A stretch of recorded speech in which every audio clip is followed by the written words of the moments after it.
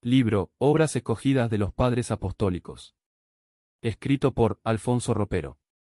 Introducción. 10ª parte. Carta de Policarpo. La carta de Policarpo fue escrita como respuesta a una comunicación de los filipenses.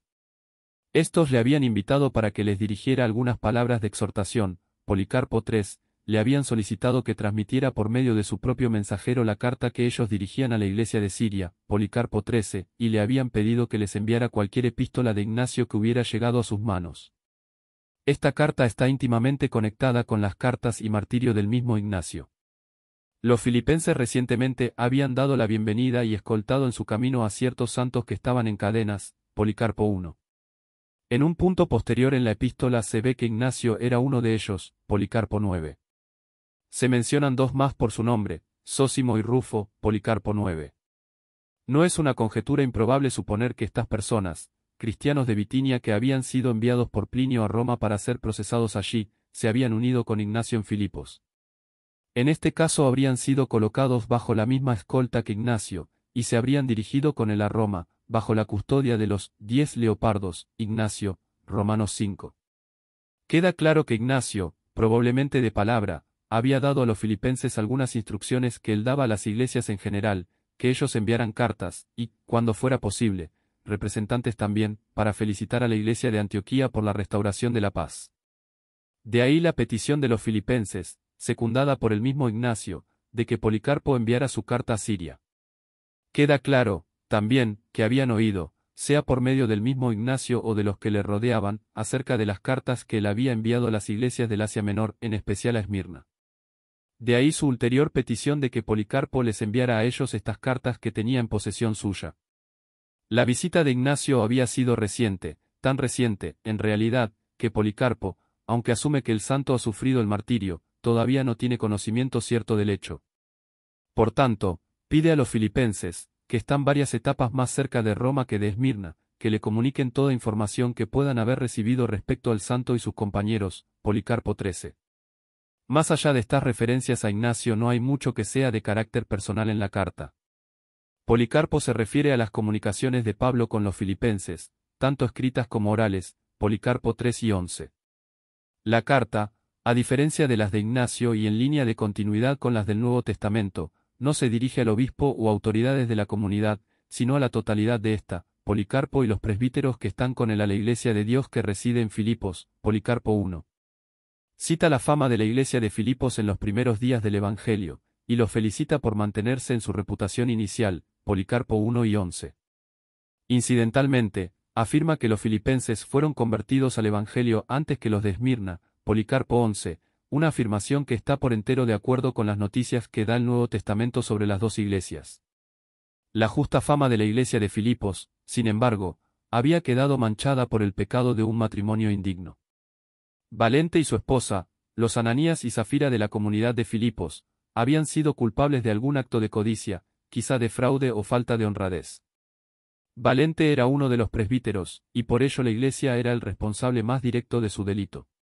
Policarpo expresa su gran pena. Aunque el incidente en sí solo se menciona en un pasaje, es evidente que ha hecho una profunda impresión en él. El pecado de avaricia es denunciado una y otra vez en el cuerpo de la carta, Policarpo 2, 4, 6 y 11. La carta es enviada por medio de un tal Crescente. También les es encomendada la hermana de Crescente, que se propone visitar Filipos, Policarpo 14. Policarpo escribe contra la especulación gnóstica, que tiene a Valentín por su portavoz más representativo. Autor y fecha de composición. Tenemos más información sobre la vida de Policarpo que sobre Ignacio, pese a que se ha conservado de él una sola carta. Los testimonios más antiguos sobre su persona, aparte de las propias cartas de Ignacio, es el martirio de Policarpo, en realidad una carta de la iglesia de Esmirna donde informa a la iglesia de Filomelio del arresto, proceso y muerte de Policarpo, redactada poco después de su martirio. Una tercera fuente contemporánea son los datos ofrecidos por Ireneo, que conoció en su juventud al anciano Policarpo. Ireneo atestigua lo siguiente: Policarpo no solo fue adoctrinado por los apóstoles y vivió en compañía de muchos que habían visto a nuestro Señor, sino también fue nombrado por los apóstoles obispo de la iglesia de Esmirna en Asia, al cual le vimos también nosotros en nuestra juventud, porque él vivió muchos años y en una vejez avanzada, después de haber dado un glorioso y brillante testimonio, partió de esta vida. O según el testimonio del mismo Ireneo recogido por Eusebio, siendo yo niño, conviví con Policarpo en Asia Menor. Conservo una memoria de las cosas de aquella época mejor que de las de ahora, porque lo que aprendemos de niños crece con la vida y se hace una cosa con ella. Podría decir incluso el lugar donde el bienaventurado Policarpo se solía sentar para conversar, sus idas y venidas, el carácter de su vida, sus rasgos físicos y sus discursos al pueblo. Él contaba cómo había convivido con Juan y con los que habían visto al Señor.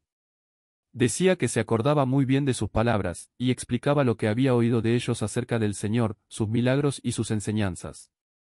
Habiendo recibido todas estas cosas de las que habían sido testigos oculares del verbo de vida, Policarpo lo explicaba todo en consonancia con las Escrituras.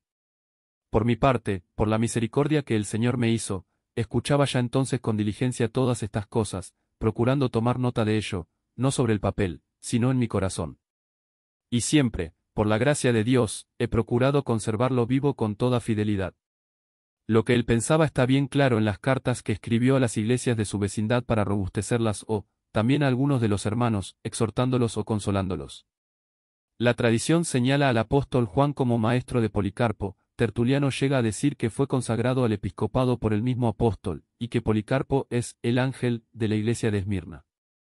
Es significativo que esta sea la única iglesia que se escapa sin reproches del vidente inspirado.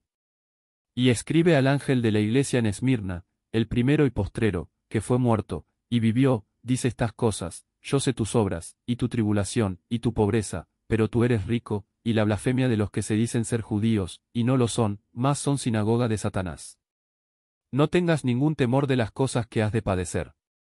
He aquí, el diablo ha de enviar a algunos de vosotros a la cárcel, para que seáis probados, y tendréis tribulación de 10 días. Sé fiel hasta la muerte, y yo te daré la corona de la vida. Apocalipsis 2, 8 al 10. Ignacio tampoco deja de recordar la iglesia esmirniota y a su obispo, señalando lo siguiente: siento gran afecto hacia vosotros y por los que enviasteis a Esmirna para el honor de Dios, por lo cual también os escribo con agradecimiento al Señor, y teniendo amor a Policarpo lo tengo también a vosotros.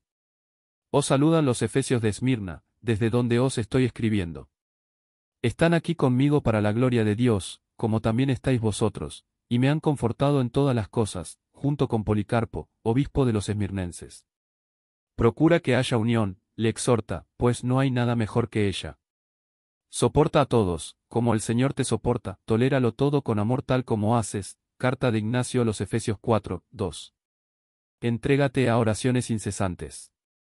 Pide mayor sabiduría de la que ya tienes. Sé vigilante, y evita que tu espíritu se adormile. Habla a cada hombre según la manera de Dios. Sobrelleva las dolencias de todos, como un atleta perfecto. Allí donde hay más labor, hay mucha ganancia. Carta de Ignacio a Policarpo, 1. En la Vita Policarpi, se dice que, en su enseñanza su primer cuidado era que todos sus oyentes conocieran a Dios omnipotente, invisible, inmutable, inmenso, y que Él es digno de enviar de los cielos a su propio Verbo Hijo, a fin de que, revistiéndose del hombre y encarnado verdaderamente el Verbo, salvara a su propia criatura. El cual, conforme a la profecía pronunciada, cumplió, de una Virgen pura e inmaculada y del Espíritu Santo, el misterio de su nacimiento, difícil de comprender para muchos, y se sometió a la pasión por la salvación de los hombres, según que por la ley y los profetas lo había de antemano anunciado Cristo de sí mismo y el Padre de su Hijo, como Dios le resucitó de entre los muertos, y sus discípulos le vieron en el cuerpo, como fuera antes de su pasión. Y le contemplaron también en el mismo cuerpo subiendo a los cielos sobre una nube de luz, cuerpo tal, cual antes de la transgresión había sido plasmado en Adán. Acerca del Espíritu Santo y don del Paráclito y demás carismas demostraba que no es posible darse fuera de la Iglesia católica, al modo que tampoco un miembro cortado del cuerpo tiene fuerza alguna, probándolo por todas las Escrituras, como aquello de Daniel, y su reino no será entregado a otros, Daniel 2, 44. Y en el Evangelio, María escogió la buena parte, que no le será quitada, Lucas 10, 42. La misma vida citada presenta a Policarpo un consumado lector de las Sagradas Escrituras desde su niñez, costumbre que aconsejaba a los demás, diciendo que la lectura de la ley y los profetas es la precursora de la gracia, enderezando los caminos del Señor, los corazones de los oyentes, semejantes estos a las tablas en las que ciertos dogmas y sentencias difíciles, escritos antes de ser bien conocidos, se van primero puliendo y alisando por medio de la asiduidad del Antiguo Testamento y su recta interpretación, a fin de que, viniendo luego el Espíritu Santo, como una especie de punzón, pueda inscribirse la gracia y júbilo de la voz del Evangelio y de la inmortal y celeste doctrina de Cristo. Vida Policarpo 19. Esta Vita Policarpi, escrita por el pseudo Pionio, mártir del año 250 bajo Decio, abunda en elementos milagrosos sobre quien ya tenía sobrada fama de santo, adornado siempre con el carisma de la oración y el poder de la predicación bíblica. Pionio comenta, cuando tomaba argumento para su discurso de la Escritura, edificaba con toda demostración y certidumbre, de suerte que los oyentes veían con los ojos lo que se les decía, y todo porque Policarpo creía todo lo que decía. Vida Policarpo 18. El final de sus días le llegó por instigación de judíos y paganos, a los que tanto había intentado convencer de la superioridad del Evangelio. Cediendo al clamor popular armado por estos, el procónsul Quinto Estacio Cuadrado, mandó prender a Policarpo bajo la acusación del mero nombre de cristiano. Después de unas pequeñas peripecias, el 22 de febrero de 155, Policarpo fue conducido al anfiteatro de Esmirna, que hay que imaginar repleto de una muchedumbre siempre ávida de espectáculos procesales donde hubiera sangre y muerte violenta. El procónsul Estacio Cuadrado intimó a Policarpo en estos términos: jura por el genio de César, maldice a Cristo y te pongo en libertad. A lo que el mártir respondió aquellas famosas palabras: 86 años hace que le sirvo y ningún daño me ha hecho, ¿cómo puedo maldecir a mi rey, que me ha salvado? Entonces el procónsul mandó a su heraldo que pregonara por 3 veces el crimen de Policarpo: sea confesado cristiano. A nadie que comparezca ante vuestros tribunales le castigáis, dirá después Justino en su apología dirigida a Antonino Pío, y repetido por tantos otros apologistas cristianos: si no se le convence de crimen, con nosotros en cambio, toda vuestra prueba se reduce a nuestro nombre de cristianos. Apología 1:4. Este es el doctor de Asia, el padre de los cristianos, el destructor de nuestros dioses, el que enseña a muchos a no rendirles culto, ni adorarlos, se acusa a Policarpo. El populacho, desde las gradas, pide a gritos que se suelte un león contra él. Pero el asiarca o sacerdote del culto imperial en la provincia asiática que dirigía y en parte costeaba los espectáculos populares, se negó a ello, pues había terminado oficialmente el programa de las venaciones o combates de fieras.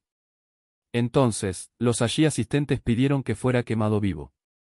Policarpo entró en la pira como en un trono, con una oración en sus labios, recogida por el narrador del martirio: Señor Dios omnipotente, Padre de tu siervo amado y bendecido Jesucristo, por quien hemos recibido el conocimiento de ti, Dios de los ángeles y de las potestades, de toda la creación, y de toda la casta de los justos que viven en presencia tuya. Yo te bendigo, porque me hiciste digno de llegar a este día y a esta hora, en que he de tener parte, contado en el número de tus mártires, en el cáliz de tu Cristo, para la resurrección de la vida eterna, resurrección de alma y cuerpo, en la incorrupción del Espíritu Santo, sea yo recibido entre ellos hoy, en presencia tuya, como sacrificio rico y agradable, conforme de antemano me lo preparaste y manifestaste y ahora me lo cumples tú, Dios infalible y verdadero.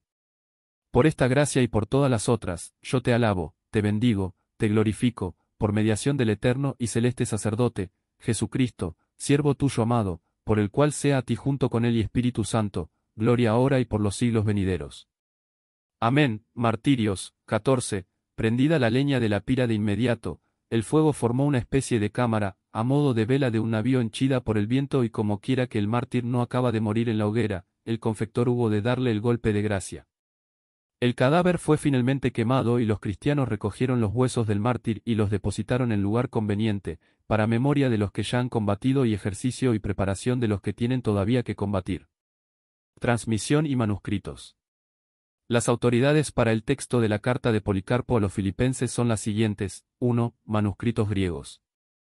Estos manuscritos son 9 y todos ellos pertenecen a la misma familia, según se ve por el hecho de que la epístola de Policarpo se continúa en la epístola de Bernabé sin solución de continuidad. El final mutilado de Policarpo 9, viene seguido por el comienzo mutilado de Bernabé 5. 2. Versión latina. En la primera parte de la epístola esta versión es a veces útil para corregir el texto de los manuscritos griegos existentes, porque, aunque muy parafrástica, fue hecha de una forma más antigua del griego que estos. Pero las dos están íntimamente unidas, según aparece por el hecho de que esta versión siempre se halla en conexión con la latina de las cartas del pseudo Ignacio, y parece que han sido traducidas del mismo volumen que contiene las dos. Para la última parte de la epístola, desde el capítulo 10 en adelante, es la única autoridad, con la excepción de porciones del capítulo 12, que se preservan en sirio en pasajes de Timoteo y Severo o en otras partes, y casi todo el capítulo 13, que se da en Eusebio en su historia eclesiástica. Se puede ver que, por lo que se refiere a los manuscritos griegos y latinos, la epístola de Policarpo está íntimamente unida con la gran recensión de las epístolas de Ignacio. Este hecho, si hubiera quedado destacado, habría proyectado algún descrédito sobre la integridad del texto. Se podría haber sospechado que la misma mano que había interpolado las epístolas de Ignacio se había entremetido aquí. Pero la evidencia interna, y en especial el carácter alusivo de las referencias a las epístolas de Ignacio, es decisiva en favor de su genuinidad. Por lo que se refiere a la evidencia externa, no solo alude Ireneo, un discípulo de Policarpo, a la muy adecuada epístola de Policarpo escrita a los filipenses, sino las citas de Eusebio, Timoteo y Severo, con los otros fragmentos sirios, son un testimonio de alta importancia. Muestran que siempre que tenemos oportunidad de comprobar el texto de las copias griegas y latinas, su integridad general es reivindicada. Si este episodio ha sido de bendición para tu vida, por favor, no dudes en dejarnos un comentario mencionando desde dónde nos escuchás, y cómo ha sido de bendición para ti. Los testimonios de nuestros seguidores nos sirven de aliento en soporte bíblico para seguir produciendo episodios como el que escuchaste. Que Dios te bendiga.